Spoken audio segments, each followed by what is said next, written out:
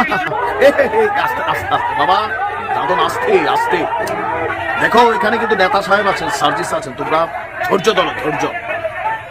দেখো আরে ক্ষমতা, ক্ষমতা নিয়ে কমিটি নিয়ে কি অবস্থা। যাই হোক, এই ভিডিও বন্ধ করো, আমরা মূল ঘটনায় আসি।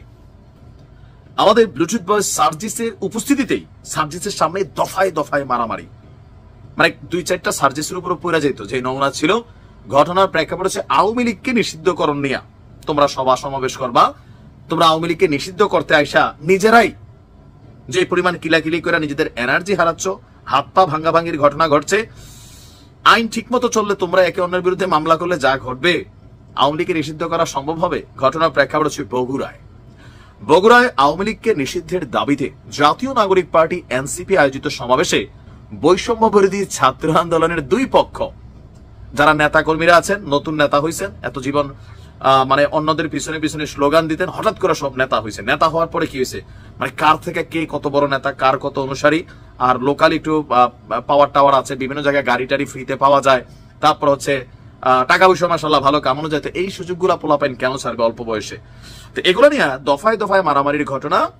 আজকে একই দিনে দেখেন কতগুলা ঘটনা। বিকাল 5:15টার দিকে শহীদ টিটু মিলনায়তন চত্বরে এনসিপির মুখ্য সংগঠক সার্জিসের উপস্থিতিতেই তাদের নেতাকর্মীরা এভাবে প্রকাশ্যে মারামারিতে জড়িয়ে পড়ে। প্রত্যক্ষদর্শীদের বক্তব্য, বিকেল 4:30টার দিকে সমাবেশের স্থলে পৌঁছান সার্জিস এবং এনসিপির বাকি যে কেন্দ্রীয় নেতারা আছেন তারা সকলে। এরপর বৈষম্য বিরোধী ছাত্র আন্দোলনের একটি পক্ষ মিছিল নিয়ে পৌর পার্ক চত্বরে প্রবেশ করে। সমাবেশে প্রধান অতিথি সার্জিস আলম মঞ্চে বসেছিলেন এবং এনসিপির অন্য কেন্দ্রীয় নেতারা তখন বক্তব্য দিচ্ছিলেন। এ সময় বৈষম্য বিরোধীর একটি পক্ষ সার্জিস আলমের বিরুদ্ধে স্লোগান দেন। তখনই সার্জিসের পক্ষ নিয়ে অন্যরা তাদের সাথে হাতাহাতিতে জড়িয়ে পড়েন। এত বড় সাহস, তুই নেতার বিরুদ্ধে স্লোগান দিছস, বেটা চিনস সার্জিস ভাইকে? জীবন দিয়ে আলাম কইয়ে ঝাপাইয়া পড়ছে, তোমরা জীবন দিবে, আমরাকে চাইয়ে থাকো, মারস টাকা। এরপরে মারামারি। দর্শক, এক পর্যায়ে তুমুল মারামারি হয়। দুই পক্ষের মারামারির সময় সমাবেশের মঞ্চে বসে বক্তব্য দিচ্ছিলেন এনসিপি নেতারা, কারণ বক্তব্য চালাই যেতে হবে, মাইকে যেন চিল্লাবাল্লার আওয়াজ বেশি না শোনা যায়।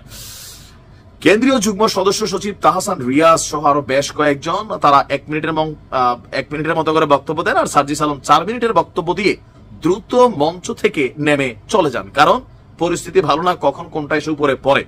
বগুড়া থানার ওসি বলছেন, সার্জিস মঞ্চ ওঠার পর এনসিপি সমর্থকদের একটি অংশ এনসিপিরই তার বিরুদ্ধে স্লোগান দেয়।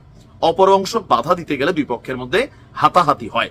এখন এনসিপির মধ্যে সার্জিসের বিরোধিতায় একটা টিম কাজ করছে। কেন করছে? সার্জিসের বিভিন্ন বক্তব্য, বিভিন্ন অ্যাক্টিভিটিস, কেউ কেউ মনে করছেন এনসিপির মধ্যে সার্জিসের থাকাটাই আর উচিত না, বা সার্জিস আছেন, এটা অনেকে মানতে পারতেছেন না। তো এই যে নিজেদের মধ্যে সার্জিসকে মানা না মানা, অথবা আমার নেতা সার্জিস থেকে তোমার নেতা হাসনাত কি বড় নাকি মাসুদ ভাই ছোট, এরকম ইস্যুগুলো কিন্তু এখন ভেতরে ভেতরে নানান ঝামেলা পাকাচ্ছে, যেটার বহিঃপ্রকাশ আজকে এনসিপির নেতা কর্মীরাই সার্জিসকে অবাঞ্ছিত ঘোষণা করে সেখানে স্লোগান দিয়া, আর বাকিরা এসে একদম ছাত্রলীগ স্টাইলে একদম কথা কবি খালামো এরকম স্টাইলে থামানোর চেষ্টা করছে। তো আমরা এখান থেকে শিক্ষণীয় কি? ক্ষমতার ভাগাভাগি, দলাদলি, ধান্দাবাজি, এগুলোতে এক পক্ষ আরেক পক্ষকে মারবে, আর এখান থেকে নতুন বাংলাদেশের স্বপ্ন, এগুলা ভাই শুধু পকেট ভরার জন্যই আসলে আজকাল এই গল্প হচ্ছে। এছাড়া কার্যকর আপনি এদের মধ্যে কি দেখেন? আমরা দেখি বিএনপির কমিটি মারামারি হয়, এটা হয়, আমরা দেখে অভ্যস্ত। আওয়ামী লীগেরটাই হয়, এখন এনসিপির মধ্যে হয়, বক্তব্য দিতে আসলে এগুলা হয়। এগুলা কিন্তু আমাদের কাছে কামনীয় না। এনসিপির নেতাদেরকে এগুলো নিয়ে একটু ভাবা উচিত, সময় আসছে। ভালো থাকুন।